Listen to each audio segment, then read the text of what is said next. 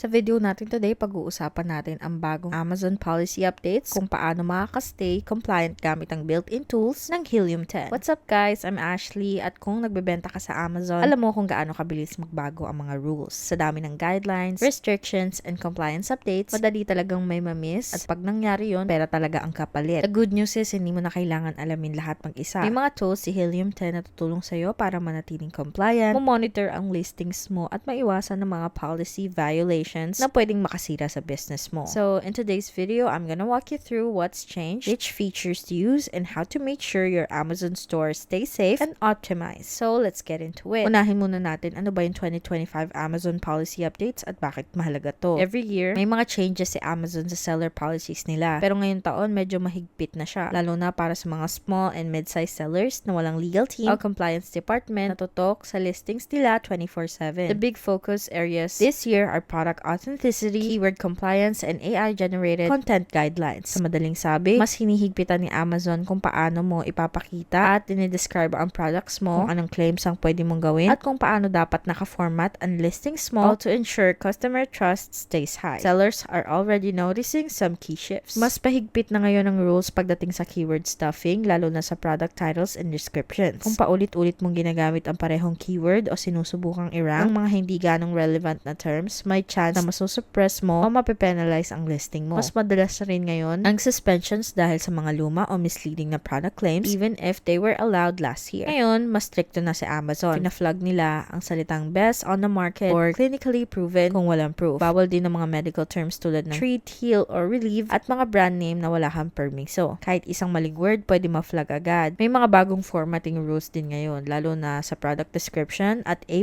content. Gusto ni Amazon ng mga malinis na look, mas may clean bullet points, bawas sa all caps, symbols, and emojis. Plus, mahigpit sila sa mga brand transparency and UPC verification. Kung hindi ka registered brand o fake ang UPC mo, malaki ang chance na ma-block o ma-review manually ang listing mo. Kung matagal ka na nagbebenta, baka napapansin mo na tong mga updates sa Seller Central mo, gaya ng mga warning sa content violations, pagbabago sa listing status, o mga message na nagsasabing kailangan mong i-edit ang ilang phrases. And yes, may ilang built-in na tool si Amazon para makatulong sa compliance. Pero to be honest, hindi laging klaro ang madaling gamitin. Minsan parang hulaan lang kung ano ba talaga ang gusto ni Amazon kahit sinusunod mo naman yung rules. Diyan na pumapasok si Helium 10. Total game changer talaga to. Hindi na lang siya simpleng keyword research tool ngayon. Isa na rin siyang pinaka-helpful na platforms para ma-spot mo agad yung compliance risks, maayos mo ng mabilis at maprotektahan yung listings mo sa mga biglaang takedowns. Helium 10 ay kilala sa product keyword research pero meron din siyang solid tools para tulungan ka maging compliant. Unang tool na dapat mong gamitin ay yung listing analyzer. Dito ka magsisimula. Hindi lang siya para i-optimize yung conversion rate mo, pero tinutulungan ka rin itong makita yung mga possible compliance issues, titles, bullet points, o description ng product mo. Kapag nilagay mo yung ASIN ng product mo, isa-scan ng tool yung listing at bibigyan ka ng report. Hahanapin nito kung may sobrang keywords, bawal na claims, duplicate content, o formatting issues na hindi pasado sa latest Amazon guidelines. In short, tinutulungan ka nito makita ang mga red flags bago pa man makita ni Amazon. Pangalawa, ang alert tool. Ito yung real-time monitoring system sa Helium 10. Kapag na-suppress yung listings mo, may nagbago sa title o may na-flag si Amazon, automatic kang maa-alert. Mas madalas na ngayon mag-takedown si Amazon ng mga listings na may compliance issues, kaya importante na may tool ka nagmamonitor 24/7. Hindi na siya optional. With alerts, hindi mo na kailangan i-refresh palagi yung Seller Central mo. You can take action before ranking or revenue takes a hit. Number 3 is a keyword tracker and keyword index tracker. Since mas mahigpit na si Amazon sa keyword stuffing, dito mo makikita kung alin ang mga keywords mo na talagang nagra-rank at alin yung sinosuppress o hindi pinapansin ni Amazon. If you're using terms that Amazon doesn't index anymore o baka may nagdagdag kang risky keywords nang hindi mo namamalayan, matutulungan ka ng tool na to para mahuli agad yun. Hindi lang siya pang-optimize, pang-iwas din sa violations para safe and compliant rin yung listings mo. Number 4 ay listing builder with AI Assist. Isa to sa mga pinakabago at pinaka-helpful na tools pagdating sa compliance. Dito mo pwedeng i-rewrite yung buong product listing mo gamit ang Helium 10's AI Assist at ang maganda, train na siya sa latest policy rules ni Amazon. Pwede mong ilagay dito yung product keyword list mo tapos tutulungan ka ng AI gumawa ng compliant to title, bullet points, and description pero SEO friendly pa rin. Ang mas maganda pa, chine-check dito kung may bawal kang keywords gaya ng QWER o FDA approved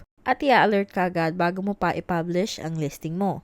Number 5, Frankenstein and Scribbles. Hindi sila flashy pero sobrang useful. Si Frankenstein tumutulong linisin yung keyword list mo, tinatanggal yung duplicate o paulit-ulit na terms. Si Scribbles naman, siya yung tutulong maglagay ng keyword sa listings mo ng natural at compliant pa rin sa Amazon rules. Together, they help you build listings that optimize but not over-optimize to the point of risking a violation. Okay, so now let's go step by step kung paano manatiling compliant gamit ang Helium 10. Kung gusto mong sabayan, gamitin mo yung exclusive link namin sa baba. Pag-click mo, may promo kang 20% off for 6 months gamit yung code na EcomMastery20 o 10% off every month gamit yung code na EcomMastery10. Ang next step, piliin mo lang kung alin yung coupon na gusto mong i-claim, tapos automatic na siyang madideduct sa checkout. Pag nakagawa ka na ng account at nakalogin ka na, ganito ang itsura ng dashboard mo. What I would recommend doing is to run a listing analyzer scan. Dito magsisimula kang i-analyze yung mga existing product listings mo para makita may red flags, outdated formats, o possible violations na kailangan mong ayusin. So, ang gawin mo lang, punta ka sa tools, tapos piliin mo yung listing analyzer. Dito mo yan gagawin. Kailangan mo lang i-connect yung Amazon account mo, tapos ilagay mo yung ASIN ng product mo. Number 2, i-check ang keywords. Gamitin mo yung keyword tracker and index checker para makita kung aling keywords ang active and safe. I-remove mo o palitan yung mga keywords na hindi na-index ng Amazon o flag bilang restricted. Kailangan mong pumunta sa tools, tapos gamitin yung index tracker dito at yung keyword tracker naman ay nandito.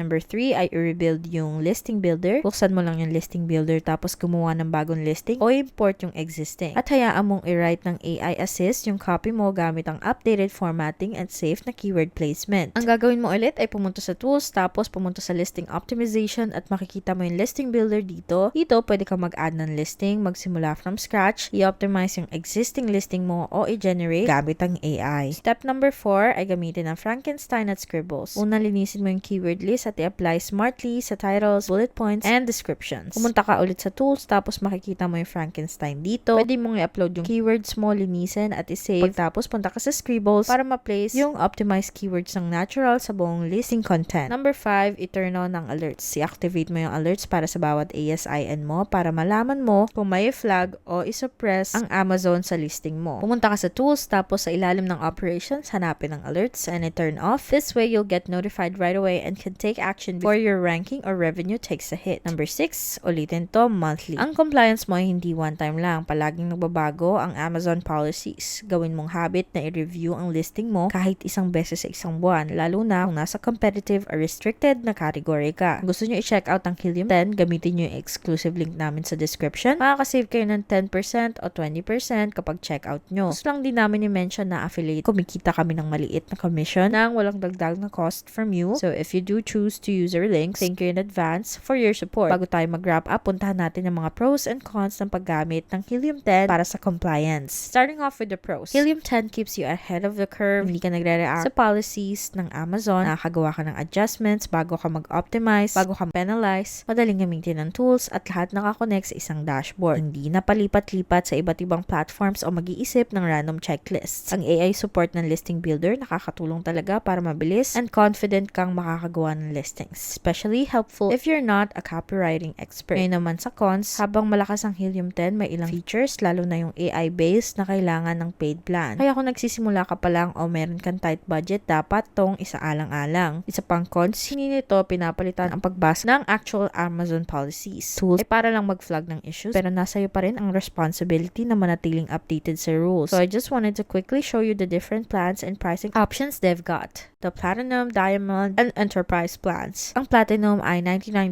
kada buwan. Dito may access ka sa maraming product research tools, pero may limits pa rin. Halimbawa, X-Ray for Walmart sa 2,000 ideas, kasama na rin ang lahat sa keyword research. At sa advertising, may access ka sa AI advertising, pero wala pang advanced features tulad ng rule-based automation o day parting. Limited din ang access sa Influencer Finder. Sa Insights dashboard, makakagamit ka ng dashboard pero hanggang 20 products lang. Wala rin access sa insights or recommendations. Marami pang ibang features na makikita sa pricing nila depende sa kailangan ng business mo at gaano ka-advance ang setup na gusto mo. Kung gusto mo talagang makita lahat ng details, gamitin mo lang yung link namin sa baba. Next, punta naman tayo sa Diamond plan na $279 kada buwan. Dito kasama lahat ng nasa Platinum plan plus advanced features tulad ng rule-based automation, keyword recommendations, and access sa 1,000 products instead of 20. Makakuha ka rin ng mas maraming keywords, mas maraming market markets, at additional advanced analytics tools para sa mga sellers na gusto mag-scale. And there's the enterprise plan na kailangan mo munang mag-book ng demo para ma-access. Kasama dito lahat ng features ng Helium 10 plus mas mataas na limits sa products, keywords, and emails. Again, if you want to check them out, that link is down below for you. So, worth it ba gamitin ng Helium 10 sa Amazon compliance? Kung seryoso ka sa Amazon selling, ibig sabihin gusto mong protektahan yung kita mo, panatilihing live yung listings mo at mag-grow long-term, then yes, Helium 10 ay worth it. Hindi na lang to tungkol sa keyword research ngayon. Dahil mahigpit na ngayon ang policies ng Amazon, ang mga tools tulad ng alerts, listing analyzer, at listing builder ay nagiging essential. Nakakatipid sila ng oras, nagbabawas ng risk, at nagbibigay ng peace of mind knowing na maayos ang setup ng store mo. Kung user ka ng Helium 10 pero hindi mo pa nagagamit yung compliance tools, perfect timing to para simulan. At kung bago ka pa lang sa platform, sulit na subukan kahit isa lang sa mga features na to, lalo na ang daming changes sa Amazon ngayong taon. Kaka-overwhelm talaga ang sabay-sabay na Amazon rules, lalo na ang focus ka sa pagpapalago ng brand at pagpapatakbo ng store mo, pero yung mga sellers na talagang nagtatagumpay long term, sila yung consistent and compliant. Hindi kailangan perfect, kailangan lang intentional, at dito nakakatulong ang Helium 10. So that wraps up this video. Ang channel na to ay dedicated to helping you grow smarter and faster in e-commerce. Huwag kalimutan mag-like at mag-subscribe at mag-drop ng comments o questions sa baba. Gusto naming makarinig ng feedback mo. So thank you for watching and I'll see you in the next video.